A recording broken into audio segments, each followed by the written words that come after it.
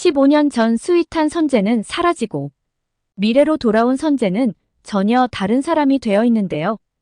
하필 미래에서 만난 선재와 소리의 첫 만남은 시상식장에서 선재는 소리를 도둑으로 오인하죠. 작가님, 정말 너무 잔인한 거 아닌가요?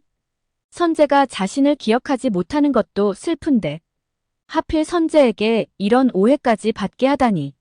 선재는 제작사로부터 직원의 실수로 영화 대본을 잘못 전달받게 되는데요. 하지만 아무 생각 없이 읽어본 대본에 화들짝 놀라는 선재이죠.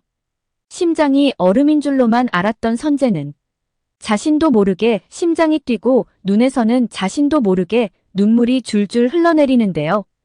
자신의 이런 모습에 당황한 선재는 나 지금 눈물 흘리는 거 맞냐고 물어보죠. 그러자 돌아온 대답은 눈에서 나오는 물이니 콧물은 아닐 테고 눈물이 맞는다고 얘기합니다. 사실 저는 순간 이 대사에서 빵 터졌는데요. 이런 낯선 자신의 모습에 놀란 선재는 급기야 입틀막을 하게 됩니다. 선재의 머릿속에 15년 전의 소리에 대한 모든 기억은 사라졌지만 가슴으로는 느끼는 선재인데요. 자신도 모르게 읽으면 읽을수록 점점 대본에 스며들게 되죠. 하지만 3번의 타임슬립에도 선재를 죽음에서 구하지 못한 소리는 우리는 처음부터 만나지 말았어야 한다며 어떻게든 선재랑 엮이지 않으려고 노력을 하는데요. 영문을 알 수 없는 선재는 자신 같은 톱스타를 거부하는 소리를 이해하지 못해 화도 내보고 적극적으로 어필을 하며 심지어 노 개런티로 출연을 하겠다고 선언을 하죠. 하지만 그럼에도 꿈쩍도 않는 소리인데요. 두 사람은 이렇게 끝나는 걸까요? 하지만 정말 운명이라면 어떻게든 다시 만나게 되죠. 14화에서 선재와 소리가 함께 관람차를 타게 되는 장면이 나왔는데요. 이것도 운명이라면 운명 아닐까요? 선재는 광고 촬영차 놀이공원을 찾게 되었고 하필 상대 배우가 사고가 나는 바람에 촬영이 취소되었죠.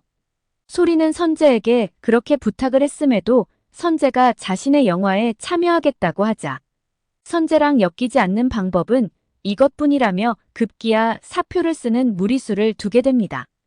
머리를 식힐 겸 추억을 회상하며 관람차에 오른 소리.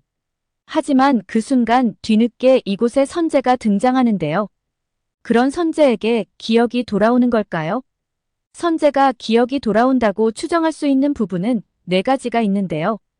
첫 번째는 선재 머릿속에 15년 전 자신이 관람차를 타기 위해 즐거운 표정으로 뛰어가는 모습이 스쳐 지나가죠. 두 번째는 소리가 아파트에 들어가는 장면을 지켜보던 중 문이 열리면서 불이 층층으로 켜지는 장면이 머릿속에 스쳐 지나가는데요. 이전에 선재가 소리집을 방문했을 때의 잔상이 떠오른 걸로 보입니다. 세 번째는 선재가 칼에 찔려 절벽에서 떨어졌는데요. 선재가 꿈속에서 물속에서 힘겹게 헤엄쳐 나오는 누군가의 모습을 보며 놀라서 잠을 깨게 되죠. 마지막 4번째는 15화 예고편에서 본 선재가 노란색 우산을 쓰고 있는 소리를 향해 달려가는 장면인데요. 이때 달리던 선재가 기억상실증에 걸렸던 사람들이 기억이 돌아올 때 보이는 반응을 보이며 고통스러워하며 머리를 감싸는 모습을 보이죠. 중요한 건 이 모든 현상이 소리가 쓴 대본을 읽고 난 후 나타나는 증상이라는 것인데요.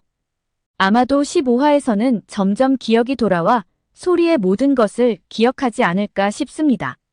곧바로 관람차에 오른 선재. 계획이 없이 소리와 함께 하게 되는데요. 갑작스럽게 선재와 마주하게 된 소리는 무척이나 당황스러워합니다.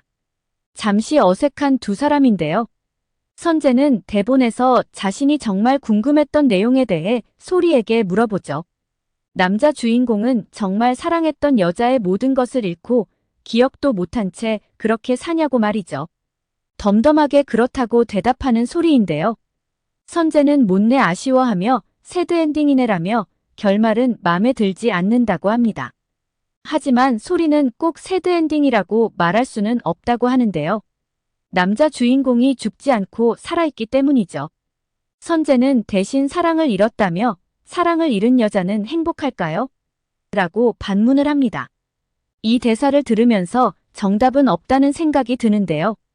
누군가에게는 사랑이 더 중요할 수 있고, 누군가에게는 자신의 목숨이 더 중요할 수도 있다는 생각. 선재가 15년 전 소리가 자신을 밀어내는 이유에 대해서 알았을 때 이렇게 말을 했었죠. 소리야, 그냥 나 사랑해라. 너를 구하고 죽는다면 난 괜찮아. 상관없어라고 말이죠. 또 결과가 그렇게 될지 알면서도 하는 선택이 있다고, 어쩔 수 없이 너무 좋아해서. 관람차가 순간 흔들리며 넘어지려는 소리를 선재가 잡아주는데요. 항상 선재는 준비된 사람처럼 기억이 없음에도 몸이 먼저 반응합니다. 그 과정에 선재의 목에 걸려있던 S자가 선명하게 새겨진 목걸이가 밖으로 노출되는데요. 순간 이 목걸이를 본 소리는 크게 놀라며 눈시울이 붉어지게 되죠. 그 목걸이는 바로 소리의 생일날 선재가 선물해준 목걸이인데요. 혹시 선재가 소리와 같은 커플 목걸이를 한 걸까요? 소리는 관람차 안에서 문득 이런 생각을 하게 되는데요. 우리의 운명은 같은 자리를 계속 돌고 도는 관람차 같다고. 아무리 끊어내려고 피하려고 애쓰다 결국은 만나게 되는, 만날 수밖에 없는 운명이라는 거죠. 세 번째 타임슬립까지는 소리가 선재를 구하기 위해 선재를 속여가며 혼자 선재를 구하기 위해 발버둥 쳤는데요. 그 결과는 선재 구하기 실패였죠. 그렇다면 소리에게는 자신을 도와주는 멋진 경찰 태성이도 있고 자신을 끔찍이 사랑하는 선재가 있죠. 함께 방법을 강구한다면 아무리 불사조 같은 김영수라도 잡을 수 있는 방법이 생기지 않을까요? 태성이는 최근 벌어진 여성 납치범을 쫓다 김영수의 정체를 다시 알게 되는데요. 그리고 그의 행적을 쫓으며 김영수가 택시 운전을 한다는 것까지 알게 되죠. 태성이는 15년 전부터 소리를 좋아했었는데요. 그러다 소리가 김영수로 인해 위험에 처할 수 있다는 것을 알게 되죠. 소리 또한 더 이상 운명을 거부하는 것은 자신의 몫이 아니라 생각하고 선재를 다시 받아들이게 될 텐데요. 그리고 15년 전처럼 소리 혼자 김영수를 유인하는 것이 아니라 태성이와 선재 셋이서 공조를 하게 될 것 같습니다. 원작인 내일의 으뜸에서 선재와 소리는 해피엔딩으로 끝나는데요. 작가님도 분명 여러 번의 선재의 죽음 끝에 마지막엔 엔딩 장면은 운명을 극복한 선재와 소리에게 마음껏 사랑하는 할 수 있는 새로운 삶을 선물해주지 않을까 싶습니다. 그리고 김영수는 선재를 차로 치려다 언덕에 굴러떨어지며 죽게 되고 태성은 김영수를 막으려는 과정에서 조금 다치게 될 것 같습니다. 그리고 빠르게 회복해 고교 시절에 행복했던 그들의 모습으로 돌아갈 것 같습니다. 오늘 영상은 여기까지입니다. 구독, 좋아요는 제게 큰 힘이 됩니다.